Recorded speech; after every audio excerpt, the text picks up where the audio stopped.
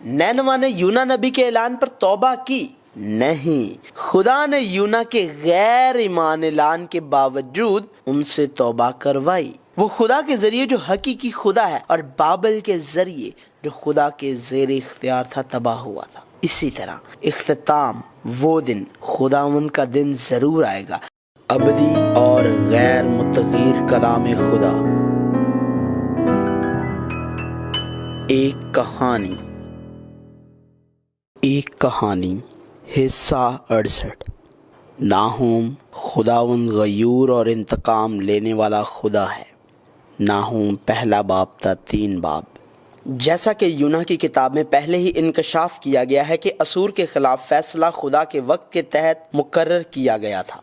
यूना ने तकरीबन 750 कबल अज़ मसीह में नैनवा में खुदा के कलाम की मुनादी की, और वो वक्त जब नाहूम नबी ने खुदा के कलाम की मुनादी की वो यूना के 100 साल बाद 650 कबल अज़ मसीह के दौरान था, और 621 कबल अज़ मसीह में बाबिल के जरिए असूर तबाह हुआ था। नाहूम की किताब के जरिए खुदा ने ऐलान किया कि कैसे खुदा का इंसाफ पसंद फैसला वाज़े और दुरुस्त तौर पर पूरा होगा।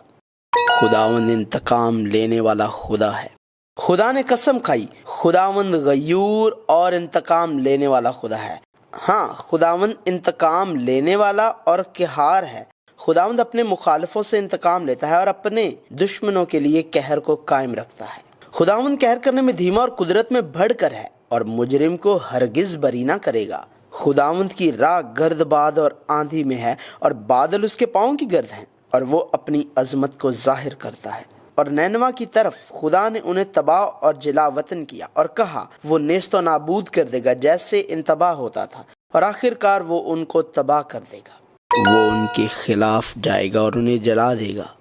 खुदा ने नैनवा पर हमला करने वालों को उनके खिलाफ पेश कदमी करने का कहा, और वो उनसे कोशिश करने और उन्हें रोकने के लिए कहता है, लेकिन वो ऐसा नहीं कर सकते हैं। कहा जाता है उसके बहादुरों की सिपरें सुर्ख हैं, जंगी मर्द किरमजी वर्दी पहनने हैं। उसकी तैयारी के वक्त रथ फौलाद से झलकते हैं और देवदार के नेज़े बशिद्दत हिलते हैं।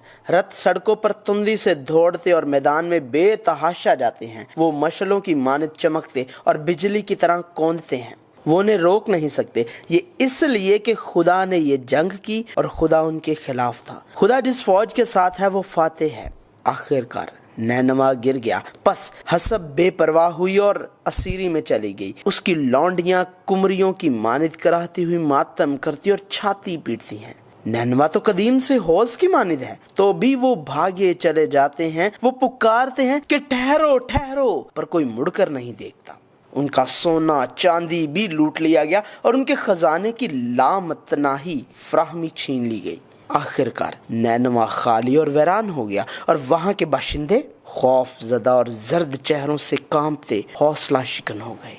नैनवा एक ऐसी जगह जो माजी में ताकत पर फख्र करती और कसीर दौलत रखती थी और कभी खौफ का अंसर नहीं थी। ये इसलिए कि खुदा उनके खिलाफ जाएगा और उनको बर्बाद कर देगा। खून रेज शहर पर अफसोस। असूर नैनवा बतौर उसके दारुल हुकूमत के साथ इंतहाई मजबूत था जब तक बाबिल की कुव्वतें न उभरी। वो बोलते और काम करते जैसे गोया वो दुनिया के मालिक, दुनिया के बादशाह हैं। वो गरूर, घुमंड, सरकशी और बदी से भरे थे। उन्होंने खुदा को तस्लीम ना किया और खुदा को नजरअंदाज किया, और उन्होंने अपनी ताकत को अपने माबूदों के तौर पर इस्तेमाल करते हुए दूसरी कौमों और लोगों को पामाल किया, जुल्म किया और हकीर जाना। शमाली इसराइल की तबाही के बाद असूरियों का गरूर आसमान तक पहुंचा। असूर का ओहदेदार जो जनूबी यहूदा आया और हिजकिय्याह से कहा, शाह असूर सखीरे यूं फरमाता है कि तुम्हारा किस पर भरोसा है कि तुम यरूशलेम में मुहासरा को झेल रहे हो? क्या हिजकिय्याह तुमको कहत और प्यास की मौत के हवाला करने को तुमको नहीं बहका रहा है कि खुदावंद हमारा खुदा हमको शाह असूर के हाथ से बचा लेगा? क्या इसी हिजकिय्याह ने उसके ऊंचे मुकाम और मजहबों को दूर करके यहूदा और यरूशलेम को हुक्म नहीं दिया कि तुम एक ही मजबा के आगे सजदा करना और उसी पर बखूर जलाना? क्या तुम नहीं जानते कि मैंने और मेरे बाप दादा ने और मुल्कों के सब लोगों से क्या क्या किया है? क्या उन ममालिक की कौमों के माबूद अपने मुल्क को किसी तरह से मेरे हाथ से बचा सके?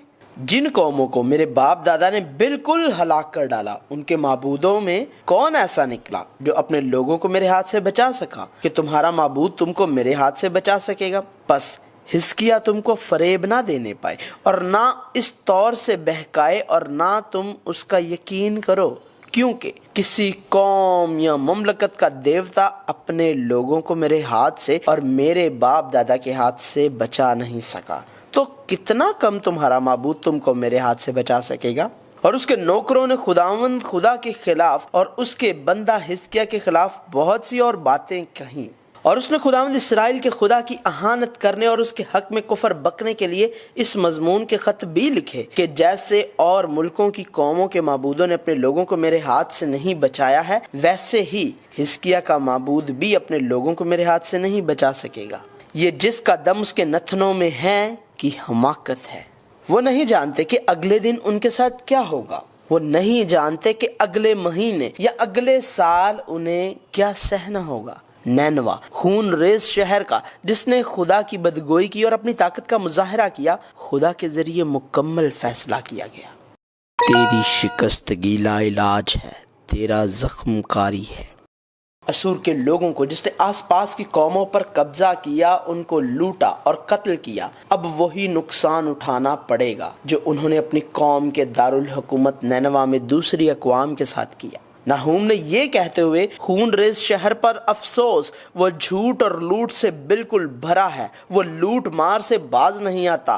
سنو چابوک کی آواز اور پہیوں کی کھڑکھڑاہٹ اور گھوڑوں کا کودنا اور رتھوں کے ہچکولے، دیکھو سواروں کا حملہ اور تلواروں کی چمک اور بھالوں کی جھلک اور مقتولوں کے ڈھیر اور لاشوں کے تودے، لاشوں کی انتہا نہیں، لاشوں سے ٹھوکریں کھاتے ہیں۔ خوفناک منظر کی بات کی، تباہی کے اس دن، اور جو کوئی تجھ پر نگاہ کرے گا تجھ سے بھاگے گا اور کہے گا کہ نینوا ویران ہوا، اس پر کون ترس کھائے گا؟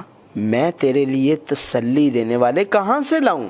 نیز بالکل اسی طرح جیسے کوش اور مصر جیسی قومیں جو عالمی طاقت پر قابض تھیں لیکن شکست کھا گئیں، فنا ہوئیں اور غائب ہو گئیں، وہ آخر کار ہلاک ہو جائیں گی اور اپنی آخری انتباہ سنے گی۔ اے شاہ اسور، تیرے چرواہے سو گئے، تیرے سردار لیٹ گئے، تیری رایا پہاڑوں پر پراگندہ ہو گئی اور اس کو فراہم کرنے والا کوئی نہیں۔ تیری شکستگی لا علاج ہے، تیرا زخم کاری ہے۔ تیرا حال سن کر سب تالی بجائیں گے، کیونکہ کون ہے جس پر ہمیشہ تیری شرارت کا بار نہ تھا؟ اور اس انتباہ کے تقریباً 30 سال بعد یہ تاریخ کی حقیقت بن گیا۔ نینوا مکمل طور پر تباہ ہوا اور تاریخ سے مٹ گیا، یہ غائب ہو گیا۔ نینوا نے یونا نبی کے اعلان پر توبہ کی؟ نہیں، خدا نے یونا کے غیر ایمان اعلان کے باوجود ان سے توبہ کروائی۔ وہ خدا کے ذریعے جو حقیقی خدا ہے اور بابل کے ذریعے جو خدا کے زیر اختیار تھا تباہ ہوا تھا۔ اسی طرح اختتام، وہ دن، خداوند کا دن ضرور آئے گا، اب بھی ان لوگوں کے لیے جو اس دنیا میں رہتے ہیں اور یہ سمجھتے ہیں کہ وہ دنیا کی چیزوں کے ساتھ ہمیشہ رہیں گے۔ ایک ابدی خاتمہ ہوگا، لہٰذا ہمیں ان چیزوں کو فراموش کرنا چاہیے جو ہمیشہ کے لیے نہیں رہتی، اور ہمیشہ کے لیے رہنے والی چیزوں، ابدی زندگی، انجیل، یسوع مسیح اور زندگی کو تھامے رکھنا چاہیے۔ وہ کہانی جو ابدی زندگی کی طرف جاتی ہے، جو ہمیشہ کے لیے رہتی ہے، بائبل کی کہانی جو خدا کی محبت اور جوش کو مکمل طور پر ظاہر کرتی ہے، یسوع مسیح کی کہانی، اور ایک کہانی جاری ہے۔